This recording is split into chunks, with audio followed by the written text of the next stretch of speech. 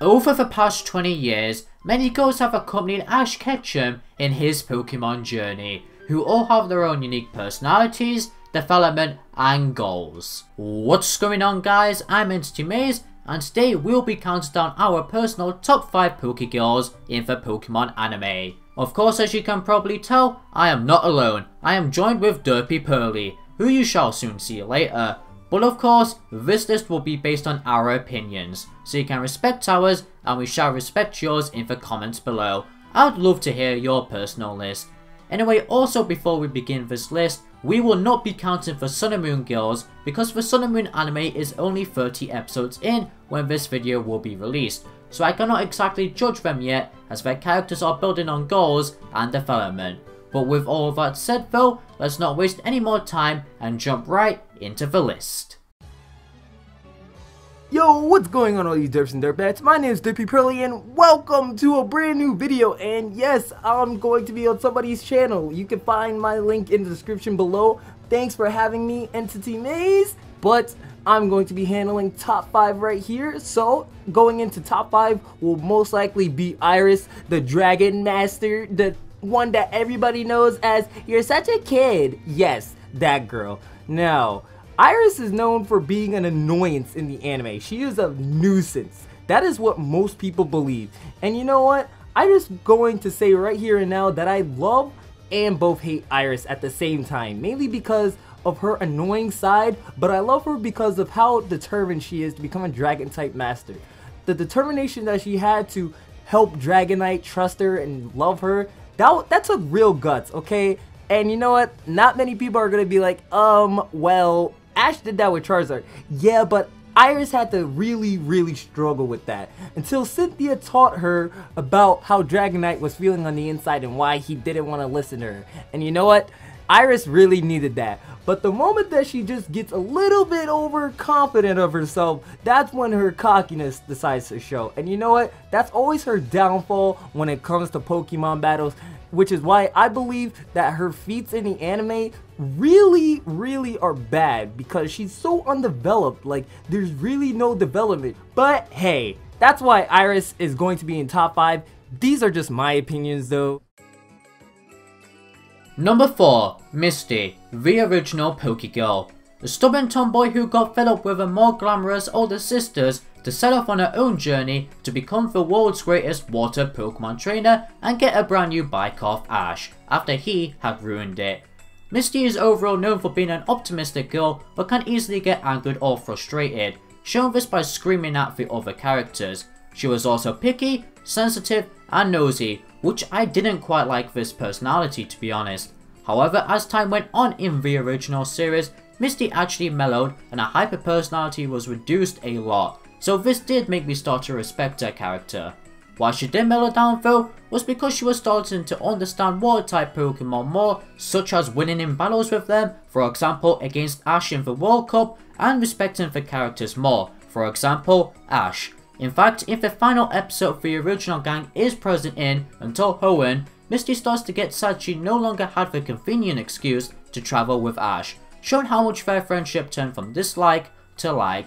And of course she had to leave the gang because she felt like it was her responsibility to take over the Cerulean Gym, otherwise it would be shut down if left unattended, which overall shows how mature she had gotten too. Very nice to see. However, compared to other characters further down on this list, Misty's development was nowhere near as good, which development is important for me to like a character even more. Don't get me wrong though, like I said, once she developed a bit with her personality, she was nice to watch, especially in Pokemon Chronicles where we see her taking charge as a gym leader. They were very cool moments. Number 3. May. May was the character to replace the previously spoken Misty, which got many fans upset back then, but this new character truly brought amazing wonders to the anime, and I'm not on about the eye candy many of you fans enjoy. Regardless, firstly, May's personality was very nice. She was generally a very sweet and optimistic girl who enjoys feminine, cute things, shopping and much more. Regardless, we also had funny moments from May which I enjoyed a lot, such as her rage if somebody steals her food and those May expeditions. But of course what makes her character so great is her development. When we first see her, it's revealed she did not like Pokemon at all and was only interested in becoming a Pokemon trainer so she could travel the world. And everyone expected her to follow her father Norman's footsteps to become a Pokemon gym leader. However, after seeing a Pokemon contest, she decided to become a Pokemon coordinator to gain the title of Top Coordinator. Although May initially knew almost nothing about Pokemon or attacks, Ash took the role of a mentor, and gradually she gained experience through her journey and training with Ash. Of course though, as a coordinator, she learned more about Pokemon and forming stronger bonds with them. After winning the Fall Harbor contest, May told her Beautifly that she loved it. This is an example of her growth, from someone who initially disliked Pokemon to someone who cared deeply for them. And of course finally we have her rival Drew, who became one of May's main inspirations to try harder and sharpen her skills as a coordinator because he claimed that May had no style as a coordinator. But in the Kanto Grand Festival, he recognized her growth and skill just as much as us, the audience, did too. Look at all those achievements, and although May didn't win any Grand Festivals, she's pushing herself to build on the mistakes she identified. So with that nicely done, unique development which the previous two spots lacked, inspiring rivalry, and finally darling personality, made me enjoy every moment we got of May. Sliding over on number 2 spot is going to be Dawn. The Pokemon creators really worked hard on her. In terms of her character, she's shown incredible development. At first she was clumsy yet optimistic, and she's always tried her best. Her dream to become top coordinator truly was inspiring, and the skills she displayed so quickly was amazing. However, she had to learn about contests and how to be like her mother. She took a while to realize that contests are all about putting your Pokemon in the spotlight, and she messed up with that.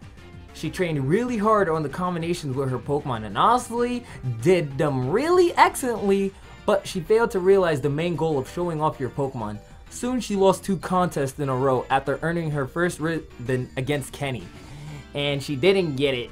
The viewers didn't either. She was working so hard. What was she missing? With that, she grew a little depressed, lost her self-confidence for a while, and just wanted to get better. That was until Zoe gave her advice. And then she met Wallace. Yes, Wallace, that hunk. Oh my gosh, he's a sexy guy who had a lot to offer. She was really inspired in her and with that, she found herself, and she found the strength within herself, and with her no need to worry attitude, won the Wallace Cup against May. Because of this fantastic development and overall how lovable Dawn is, I would put Dawn as the best PokeGirl on my list. However, Entity will now explain why he thinks the last PokeGirl is the best.